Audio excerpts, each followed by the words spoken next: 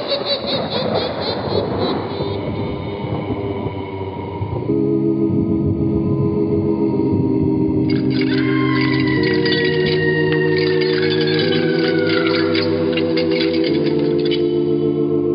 Mysterious Old Radio Listening Society podcast.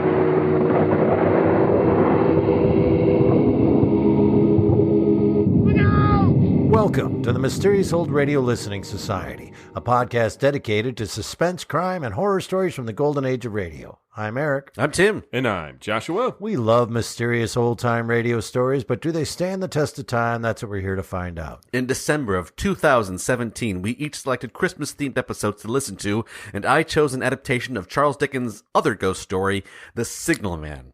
The story doesn't inherently have a Christmas theme, but ghost stories are a bit of a holiday tradition in Britain. 23 years after publishing A Christmas Carol, Dickens published The Signal Man in the 1866 Christmas edition of the literary magazine All the Year Round. It was part of an anthology called Mugby Junction, which featured stories about the rail lines that extend from that junction.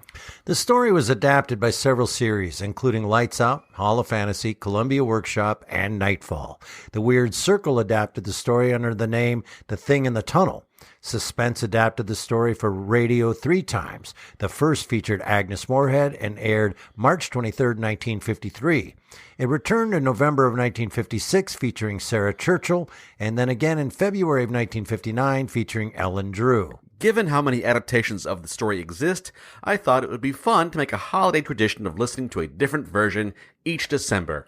Our first year, we listened to the suspense version from 1956 with Sarah Churchill. The year after that, we listened to Columbia Workshop's version. Next, we listened to Beyond Midnight's adaptation, followed by Lights Out version. And then we returned to suspense for the adaptation starring Ellen Drew from February 1959. Last year, we checked out Nightfall's take from December of 1982. I assumed we wouldn't be listening to anything more recent than that, but I was wrong. From 1997 to 2001, Seeing Ear Theater created audio plays in the style of radio's golden age, which were hosted on the Sci-Fi Channel's website, back when it spelled sci-fi with I's rather than Y's. Much like Suspense, Seeing Ear Theater attracted a slew of talented performers, including Alfre Woodard, John Turturro, Bill Irwin, Marina Sirtis, Mark Hamill, Steve Buscemi, Peter Gallagher, Tim Curry, and a whole bunch of MST3K alumni. Also among their guest stars was Andre Braugher, who sadly just passed away. This is the 7th version of The Signal Man we've listened to. It was adapted by George Czar and first broadcast, or rather posted online, sometime in 1998. It's late at night, and a chill has set in. You're alone, and the only light you see is coming from an antique radio. Listen to the sounds coming from the speaker. Listen to the music, and listen to the voices. Hello? Below there? He was standing at the door of his shack, with a flag in his hand, furled around a short pole. He was so shadowed and steeped in the glow of an angry sunset that I had shaded my eyes with my hand before I saw him at all. I say, hello? Below there? One would have thought he could not have doubted from what quarter my voice came. But instead of looking up to where I stood, on the top of the steep embankment over his head, he looked instead down the railroad tracks. There was something haunting, something mysterious in his manner, though I could not have said for my life what. I am a reporter, a woman reporter, remarkable in this year of 1860, I know. But this man's behavior was even more remarkable, enough to attract my notice. He was down in a deep, dark trench, and I high above him. Somehow, I felt drawn to him, to the stranger. He seemed a living, breathing question mark, and I needed to know the answer. I called again. Hello? Below? From looking down the railroad tracks, he turned himself about again, and, raising his eyes, finally saw my figure high above him. Sir, is there a path by which I can come down and speak to you? He looked up at me without replying. Just then there came a vague vibration in the earth and air, quickly changing into a violent pulsation and an oncoming rush that caused me to start back as though it had forced to draw me down. When such vapor as rose to my height from this rapid train had passed me and was skimming away over the landscape, I looked down again and saw him refurling the flag he had shown while the train went by. I say, is there a path by which I can come down and speak to you? He motioned with his rolled-up flag toward a point on my level, some 2 or 3 yards distant. All right. I made for that point, and by looking closely about me, I found a rough, zigzag descending path notched out, which I followed. The cutting was extremely deep and unusually precipitate.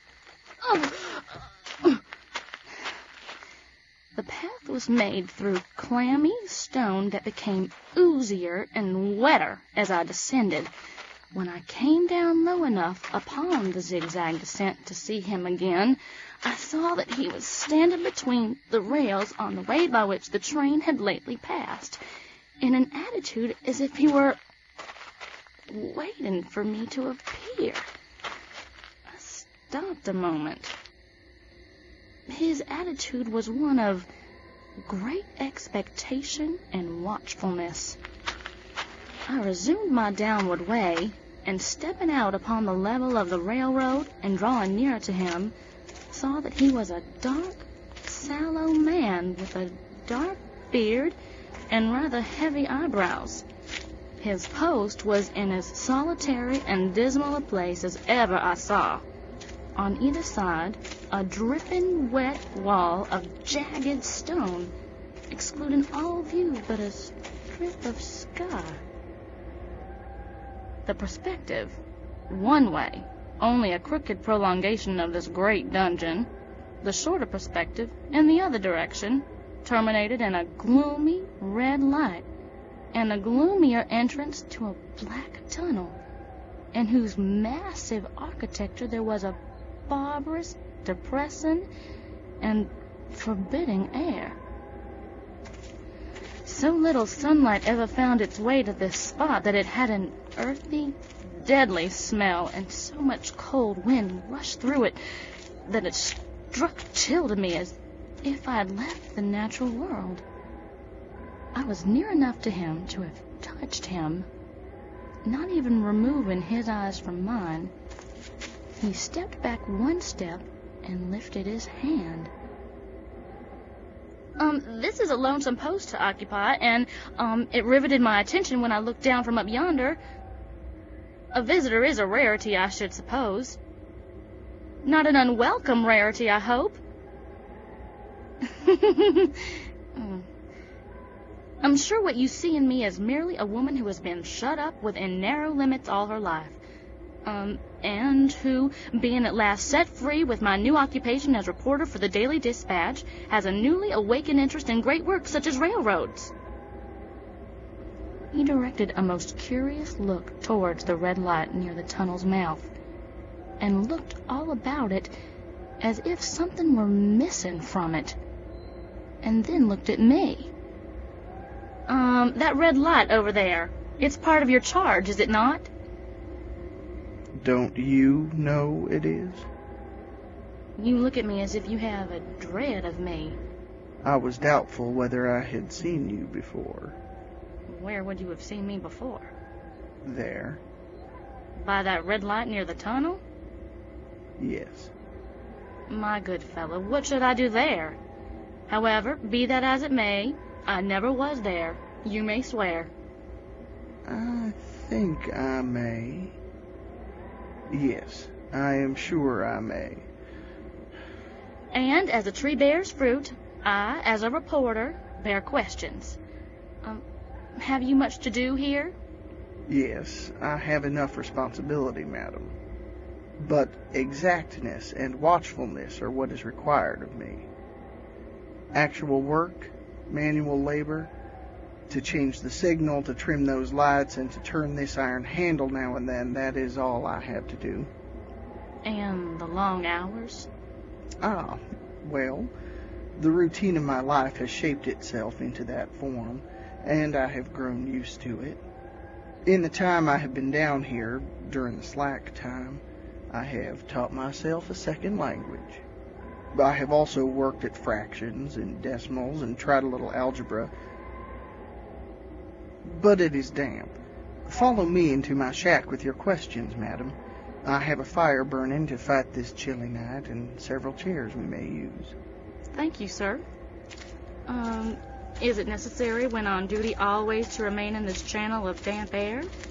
Can you never rise into the sunshine from between these high stone walls? Why, that depends on times and circumstances, madam. Under some conditions, there would be less traffic on the line than others, and the same holds good as to certain hours of the day or night. In bright weather, I choose occasions for getting a little above these lower shadows, but being at all times liable to be called by this. An electric bell? Yes, madam. Here on my desk next to my telegraphic instrument. Listening for this bell from up above would redouble my anxiety, making my relief less than you would suppose. But you are still standing. Please, sit. Thank you, sir. We spoke further, the signalman and I. He with his grave, dark regards divided between me and the fire. He claimed to be nothing but what I found him to be. Excuse me, ma'am. Of course, sir. He was several times interrupted by the little bell and had to read off messages and send replies. Once he had to stand outside the door and display a flag as the train passed. In the discharge of his duties, I found him to be remarkably exact and vigilant. In a word, I should have set this man down as one of the safest of men to be employed in that capacity. But for the circumstance that while he was speaking to me, he twice broke off with a fall in color, turned his face towards the little bell when it did not ring, then each time opened the door of the hut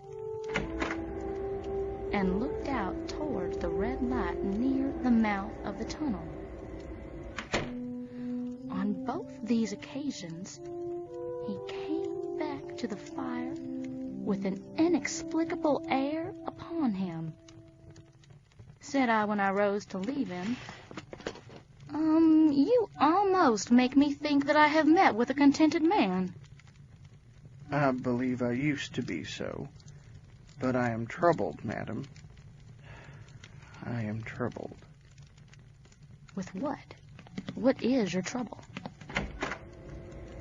It is very difficult to impart, madam. It is very, very difficult to speak of it. If ever you make me another visit, I will try to tell you. But I expressly intend to make you another visit. When shall it be? I go off early in the morning, and I shall be on again at 10 tomorrow night, madam. I will come at 11. Thank you, madam. I'll show my white light till you have found the way up. When you have found it, don't call out. When you are at the top, don't call out. And when you come down tomorrow night, don't call out. Very well. Let me ask you a parting question, madam. Of course. What made you cry, "Hello, below there," earlier tonight? Heaven knows. I cried something to that effect, Not and I... to that effect, madam. Those were the very words. I know them well. I said them, no doubt, because I saw you below. For no other reason? What other reason could I possibly have? You had no feeling that they were conveyed to you in any supernatural way? No. Good night, then, madam. He held up his light, and I walked by the side of the rails until I found the path. It was easier to mount than to descend, and I got back to my lodgings without any further adventure.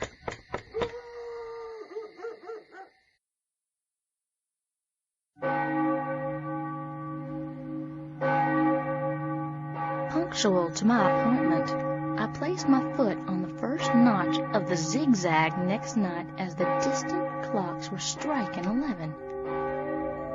He was waiting for me at the bottom, with his white light on. I have not called out. May I speak now? By all means, madam. Good night, then, and here's my hand. Good night, madam. And here's mine. I have made up my mind, madam, that you shall not have to ask me twice what troubles me. I took you for someone else yesterday evening. That troubles me. That mistake? No, that someone else. Who is it? I don't know. Resembling me? I don't know. I never saw the face. The left arm is across the face, and the right arm is waved, violently waved, this way. I thought to myself, there is so much passion and agitation in his waving, as if to indicate, for God's sake, clear the way.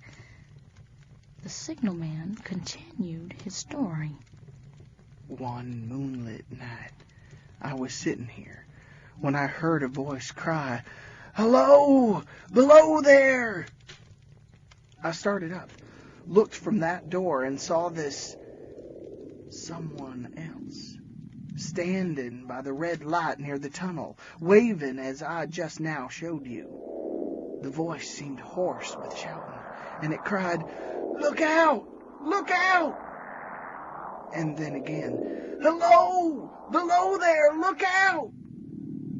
I caught up my lamp, turned it on red, and ran towards the figure, calling, "What's wrong? What has happened? Where?" It stood just outside the blackness of the tunnel. I advanced so close upon it that I wondered at its keeping the sleeve across its eyes. I ran right up to it and had my hand stretched out to pull the sleeve away when it was gone. Into the tunnel? No, I ran into the tunnel. 500 yards. I stopped and held my lamp above my head. I saw in the measured distance the wet stains stealing down the walls and trickling through the arch.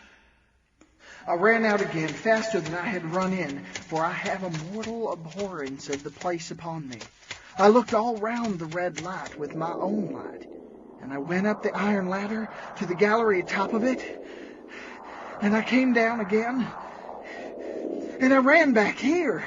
I telegraphed both ways. "An alarm has been given. Is anything wrong?" The answer came back both ways. All well. This figure, must be, deception of your sense of sight. But the cry... The imaginary cry. Do but listen for a moment to the wind in this unnatural valley while we speak so low, and to the wild harp it makes of the telegraph wires. All very well, but I ought to know something of the wind and the wires. I, who so often pass long winter nights here, alone and watching. Oh, I meant no. And I have not finished. Then I beg your pardon. Within 6 hours after the appearance, the memorable accident on the railroad line happened. And within 10 hours, the dead and wounded were brought along through the tunnel over the spot where the figure had stood. Well, yes, it is not to be denied that this is a remarkable coincidence, calculated deeply to impress your mind. I must admit, however, that men of common... I have not finished. I beg your pardon for being betrayed into interruptions and... This was just a year ago. 6 or 7 months passed, and I had recovered from the surprise and shock, when one morning, as the day was breaking, I, standing at that door, looked towards the red light and saw the specter again. Did it cry out? No, it was silent. Did it wave its arms? No. It leaned against the shaft of the light with both hands before the face like this. Like an action of mourning. I have seen such attitude in stone figures on tombs. Did you go up to it? I came in and sat down, partly to collect my thoughts, partly because it had turned me faint. When I went to the door again, daylight was above me, and the ghost was gone. But nothing followed? Nothing came of this? That very day, as the train came out of the tunnel, I noticed through a window on the side of the train facing me what looked like a confusion of hands and heads, and someone waved from the car. I saw it just in time to signal to the driver, "Stop!" He set off and put his brake on, but the train drifted past here 150 yards or more. I ran after it, and as I went along, heard terrible screams and cries. A beautiful young lady had died instantaneously in one of the compartments and was brought in here and laid down on this very floor. Well, True, madam, true, precisely as it happened, as I tell you. Now, madam, mark this, and judge how my mind is troubled. The specter came back a week ago. Ever since, it has been there now and again, by fits and starts. At the light? At the danger light, yes. What does it seem to do? This. The signalman waved his arm violently, looking again as if he were indicating, "For God's sake, clear the way." I have no peace or rest for it. It calls to me for many minutes together in an agonized manner. "Below there! Look out! Look out!" It stands waving to me. It rings my little bell. Wait. Did it ring your bell yesterday evening when I was here and you went to the door? Twice. Why, see how your imagination misleads you? My eyes were on the bell and my ears were open to the bell. And if I am a living woman, it did not ring at those times. But I no, don't think... nor at any other time, except when it was rung in the natural course of physical things by another station communicating with you. I have never made a mistake as to that yet, madam. I have never confused the specter's ring with the man's. The ghost's ring is a strange vibration in the bell that it derives from nothing else, and I have not asserted that the bell stirs to the eye. I don't wonder that you failed to hear it, but I heard it. And did the specter seem to be there when you looked out? Both times. Will you come to the door with me and look for it now?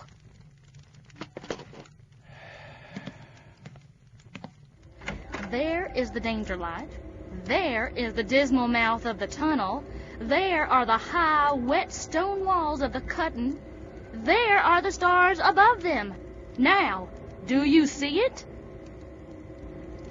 No, it is not there. Agreed.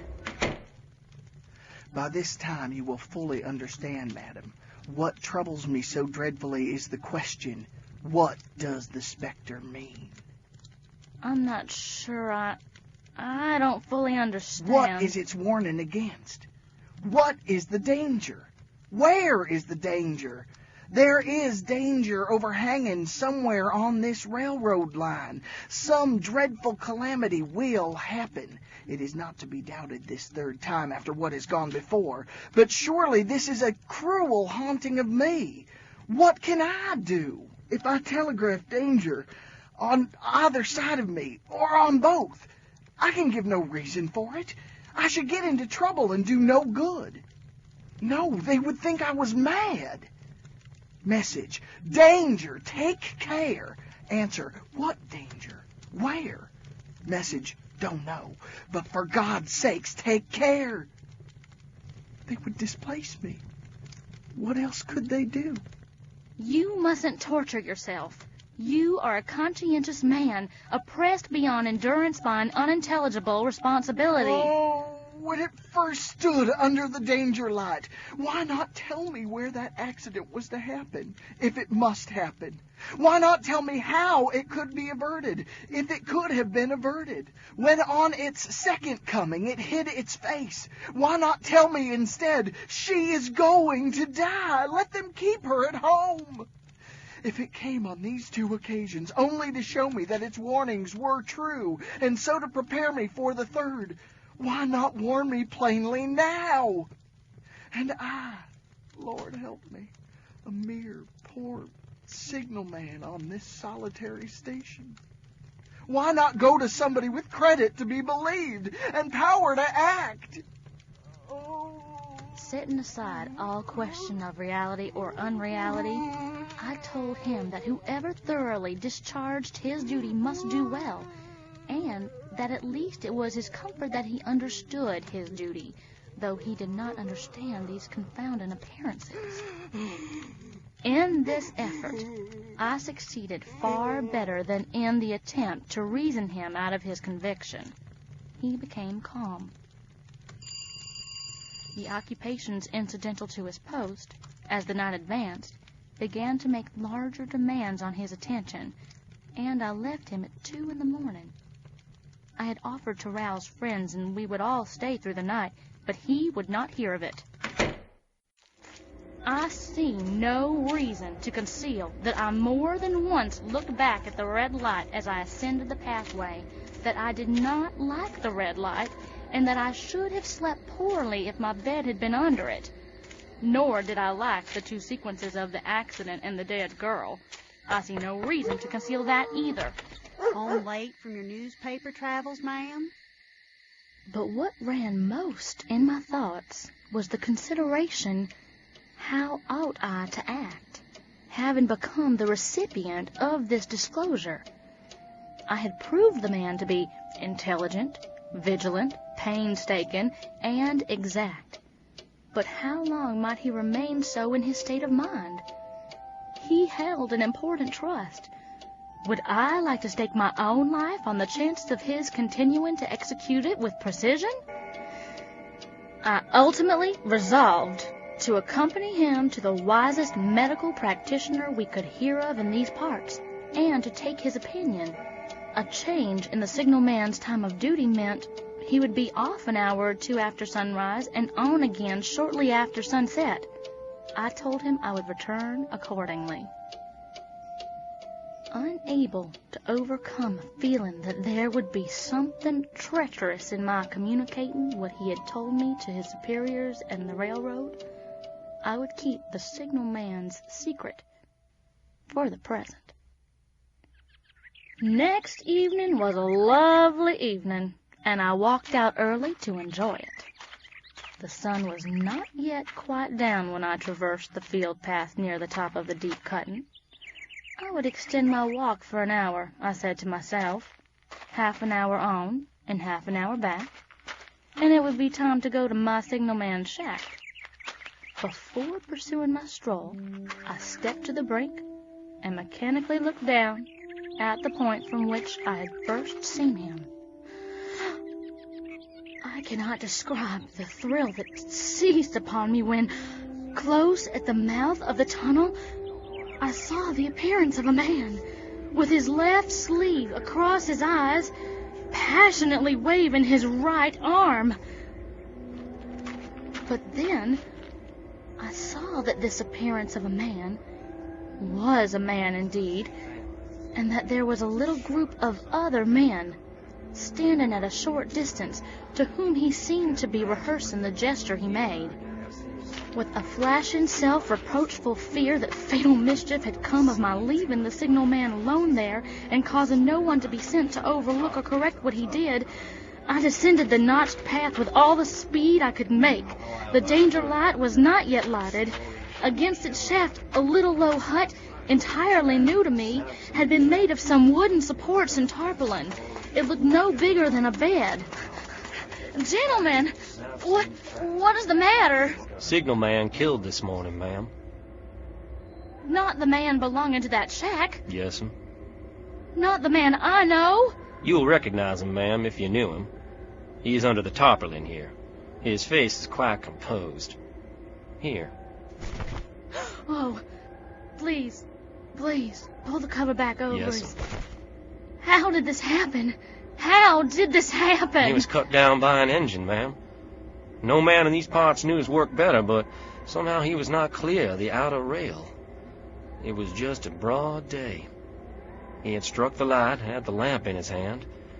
As the engine came out of the tunnel, his back was towards her, and she cut him down.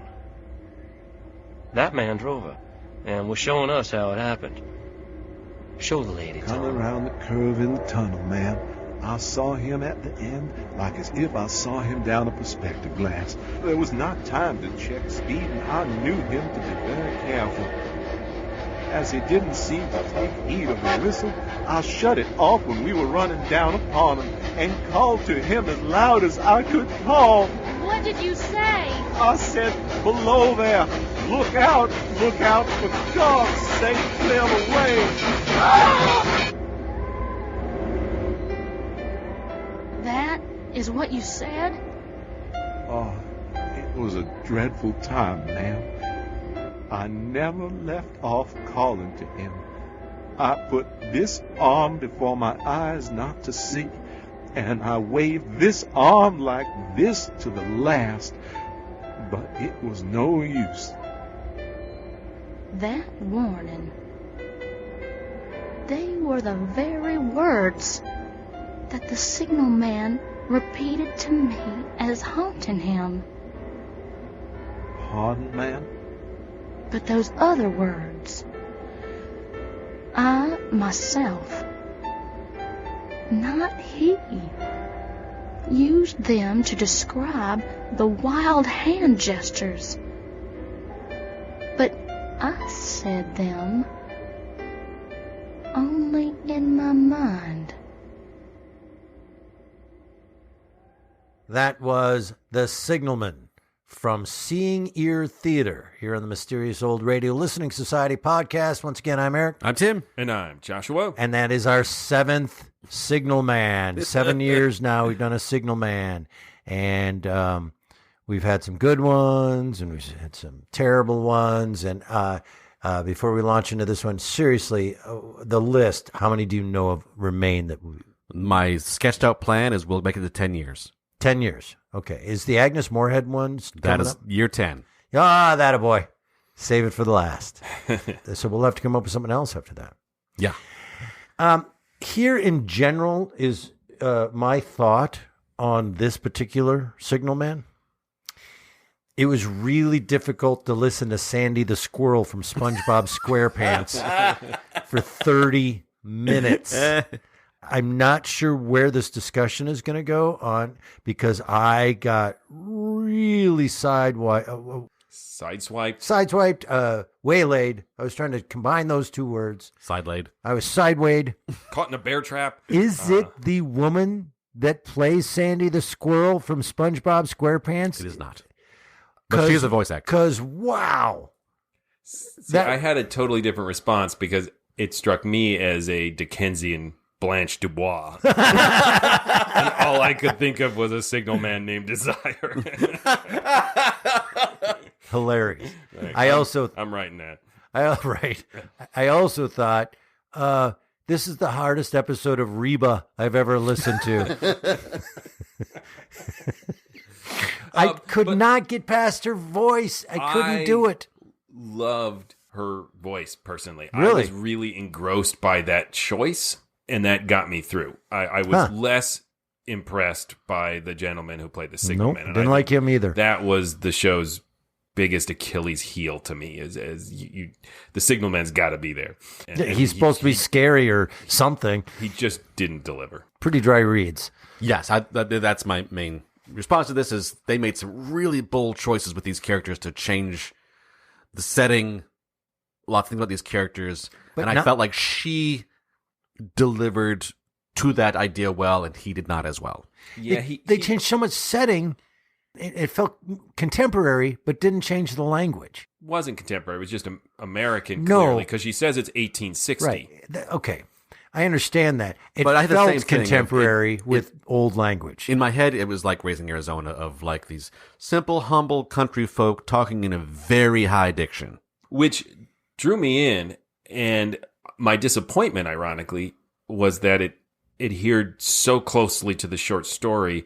The setup seemed to promise that it was going to do something less conventional, and so I had that expectation the entire time. But they stuck hard to the story. Yes, they did. The main thing for me was the choice to make the signalman himself much, much younger.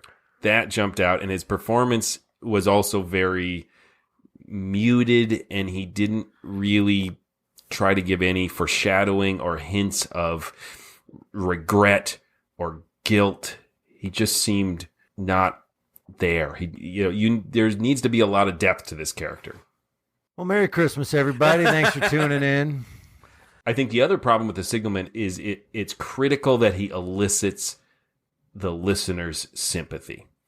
And because that actor doesn't give much, you don't really care what happens to him. And I didn't really realize that until hearing this performance. So sometimes that is the benefit of a less than stellar performance. It can also tell you things that you maybe didn't consciously realize about a beloved story like this. Yeah, it's not just like he was bad, but to specifically what it was missing was that of creating some sort of mystery to who this person is, like secretly, like there's a treasure hidden away in this little house, in this trench, that the way he's presented here is like, I'm just a kid doing my job. Yeah, if he's not an enigma, there's nothing to draw the narrator back over multiple nights. Or even that first time to draw her down into this cutting. I will say the sound is really good. There's great ambient sound just when they're down in that cutting. There's a great little audio moment when the signalman is describing the various gestures that the Spectre's doing, and he describes how the Spectre covers his mouth, face, and he's saying like this, and he actually mutes his voice, and so it's a great radio image where you can just see him. And I enjoyed they would layer in the train sounds to reinforce these stories he's telling. What didn't work is the segment toward the end where he just breaks down sobbing in an unconvincing manner in the background. That was another, and that very well could have been a bad director choice. But again, I was really drawn to that idea of not only making the narrator a woman, and we've heard that already in Suspense, but then keeping it in 1860 and pointing out that this was remarkable for the time. Yep. The problem being, again, I expect like, ooh, what are they going to do with that? Yeah. It was more like they were almost apologizing the way it ends up, because you don't get much from that. This crew clearly knows their radio stuff and Suspense specifically, because among the shows they do in Syrian theaters, like they do a version of Sorry Wrong Number. Okay. So they're aware of that version of Suspense. Yes, certainly.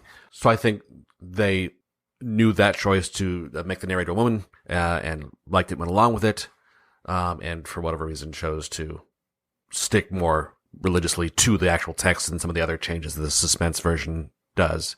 But occasionally that reimagining lines up in really interesting ways with the original script and gives lines from the story new meaning. For example, they add the line "a woman" to it when she says, "A woman who has been shut up within narrow limits all her life and being set free with my new occupation as a reporter." You know, those are pretty much straight from the Dickens story, but it means something different. The meaning suddenly completely changes. And at that moment, I was like, oh, cool. They're going to do this really interesting parallel between the reporter, narrator character and the signalman. Her life was confined previously, and she made a professional choice that opened up her life, in contrast with the signalman who had all this potential and lived a life and made choices that forced him to step into a confining profession. And so I was like, ooh, well, I'm getting ready to write my paper on this. I'm getting really excited. And then nothing much comes of it because clearly of their love of the original story. So I give them credit because they just stick to it. And I don't know if it was this script in particular or just having heard it 7 times now, that parallel of he is a person who, for whatever reason, is a signal man, that is he's getting signals from beyond they just can't interpret, and that she, in her interest in him and is aware that there's something mysterious and strange about him, is also getting signals, that she's also a signal person. And in this, they kind of put a button on it with, he said the exact thing that was in my head. Right. And that's from the original story, too. And that was my question for you, if you went back and listened to any of the other productions. I think this is the first time I've heard that. I think this is the first one that uses that idea. And we may or may not have commented on that in the past. I can't remember. But it is a fascinating idea that she's being used like the electric bell. Yeah, that she is part of this phenomenon, whatever mystery it is. And which I've still never been able to figure out exactly what's going on in this story. I don't think you're supposed to. It opens up all these unanswered questions. I mean, if you do, that'd be awesome. If you here it is. And we should say to listeners who maybe are just listening to this version of the Signalman first, you probably shouldn't, because we tend to, after 7 episodes, we've long ago... They're 42 minutes in.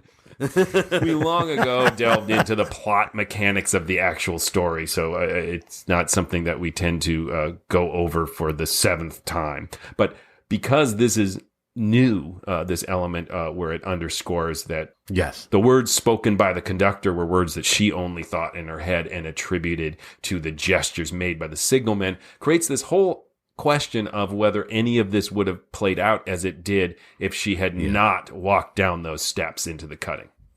Right. Which adds yet another fascinating question mark to the entire story.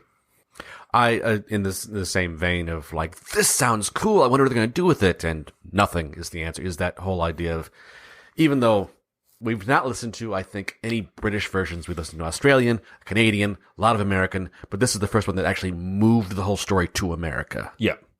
What does that mean to have this story existing here, and the social dynamic of being, I just wandered up to this stranger and started talking to you in America versus in Britain.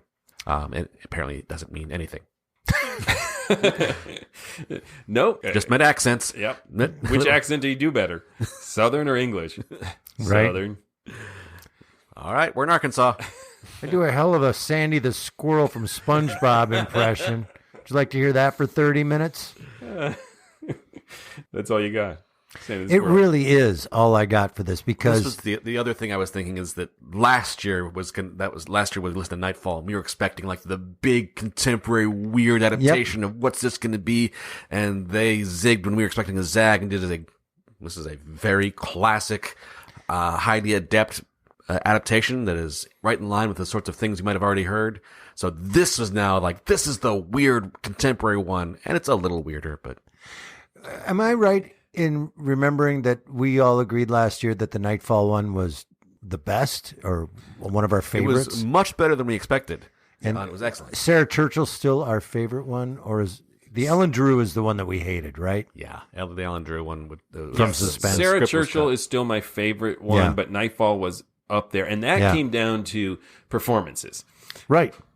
And this is an interesting phenomenon that I have experienced with contemporary audio drama, particularly in America. And I don't know if it's just because it's a lost art, so people don't take it as seriously. But contemporary audio drama performances are so hit and miss. They're always really muted. I even like a new from Audible, some X-Files audio drama. You hear actors that you usually love on TV give these really dull, muted performances. It's the idea that not everybody understands that it is performance-wise a different discipline. Yeah. And an actor will walk into it going, oh, I can act with my voice without understanding there's a training and a discipline to that performance style. And it's hubris to believe that if you're a great stage actor or a great on-screen actor, that you can obviously do audio drama. And it is not true. And that happens frequently where they fail because they didn't study or take the time to understand what the nuances of that discipline were. Trying to read behind the lines of the sort of bio of Seeing Eye Theater, they had a lot of very talented voice actors. Kevin Conroy did a lot of their narration sorts of work. I think we just got the one actor that didn't fit the mold, but overall it sounds like they had a lot of very good people. Okay. All you had to say in the opening was a slew of MST3K alumni. They were all in one episode, but there was a lot of them, yeah. Which one did they do? Yeah, I don't know if it was a title you'd recognize, but Mary Jo Peel. Yay, we love you, Mary Jo. She's not listening to this. I just saw her not too long ago. I don't know why I'm name dropping. Yeah, me and Mary Jo go way back. Hey, Minnesota. Yeah, well, We have a little narrow window. People can name there's drop. only 100 people here. You can't help but know everybody. And I think Prince was in one of these episodes as well. Well, I just had dinner with him the other day. Uncomfortable. So, any other thoughts on this, gentlemen? I'm ready to vote. I'm ready to vote. Joshua! The production values are top notch, and I'm glad to hear that the performances are stronger in other installments. For me, the Signalman's underwhelming turn really distracted me, and so I would say it's definitely stands the test of time. It's only 20 years old, but and I really admired their reverence for the original story. But I ironically would have liked to have seen a little more playfulness with the new ideas they introduced. It would have made it a little more exciting to listen to, and might have made up for the strange take on the Signalman if it was actually going someplace and giving us a new take on the Signalman. But since it adhered to the story so closely, it was just a bit of a damp squib. Damp squib. It's not the worst Signalman I ever heard. That will always forever belong to the production company that tried to do a stage version at the Edinburgh Fringe Festival in 2023. So sorry. It was horrible. And it's not the second worst. That still belongs to Ellen Drew, but it is the third worst out of all the Signalmans I've heard. Now I'm trying to think of how to stage a Signalman worse than the one you saw. Oh, my God. It would be so easy to do one better. Just say, hello down there for an hour. Hello down there. Get like 18 kindergartners to all line up and be choo-choo train. Would be better. Everybody in this is probably still alive, and so, like, I don't want I to be Googled mad both the actors. She has a pretty significant voice. Great. I love you. You're great. I'm sorry. He does not have You were great as Sandy the Squirrel. The accents and the setting in America and the fact that it didn't reveal anything much new. Although I will give credit, the ending where he was saying what was in my head, keeping that part from the original story. I wish everybody would do that because I think it's an important part of the story and significant. That's the only thing I liked about it. Very similar to you guys. It is again that a little bit of the disappointment is the frustration of you made some changes here that were interesting and big, and they didn't develop. In particular, making him younger is like, that is a significant change. I wonder what they're going to do with that, and nothing was the answer. Right. I credit due for high quality sound engineering and choices they made with the sound, and I think she delivered an excellent performance, and he delivered a mediocre one. I'm sorry to speak ill of other actors. Yeah, I always feel bad about that. It's easier in this podcast when we speak about people and they're all dead. And most people that knew him are dead. All right, Tim, tell them stuff. Please go visit ghoulishdelights.com, home of this podcast, and 6 other, as of right now, versions of The Signalman you can listen to. All performed by dead people. So have at 'em. which makes them scarier. You can leave comments. You can vote in polls. Let us know what you think about all these different versions of the Signal Man. You can also click on links to other things. There's links galore. Click away. You can link to our Threadless store. Go buy yourself some swag. You can also link to our Patreon page. Sorry, I'm still stuck on actors being dead. I wish we'd called this podcast Listening to Dead People. I hear dead people. There you go. We'll probably have more listeners with the Sixth Sense tie-in. Damn it. Yes, go to patreon.com/themorals. And if you have an idea for a new title for this podcast, if you give us money, who knows? We might even rename it after you if you give us enough money. We'll name it anything for enough money. Poopy Face. The Bob and Susan Memorial Radio Podcast. Whatever. We'll do it. This podcast takes a lot of work from us, and so your support means a lot. But you're not just giving us money. No. It's mostly what you're doing. But in addition to that, we give you all sorts of things, extra podcasts. We have Zoom happy hours. I do a Zoom book club. We have a Discord server channel noun thing that at some point noun thing we will explain to Eric, and he will join us on it. Oh, he will. Okay. Will. Oh, we haven't been promising Eric's Sid and Marty Krofft watch along. Oh, yes. We forgot about that. That was from a different recording session. Yeah, I'll do it. That was from a different We're very serious about this. Yeah. I'll watch all of Land of the Lost with all of you. We're not involved. No, we're out. Oh. You do this alone, buddy. Okay. Hey, if you'd like to see us performing on stage, the Mysterious Old Radio Listening Society Theater Group, which is us doing live on stage adaptations of classic old-time radio shows and a lot of our own original work, our audio theater company performs monthly somewhere, and so all you have to do is go to ghoulishdelights.com and see where we're performing each month, what we're performing, and how to get tickets. If you can't get tickets, we video all the shows and we put them online for our Patreons. So if you're a Patreon, you do get to see those shows no matter where you are or how busy you are that night. All right, what's coming up? Next, in honor of the new year, I don't know what we're doing. Can you just leave it like that? Happy 2024. Followed by, look out!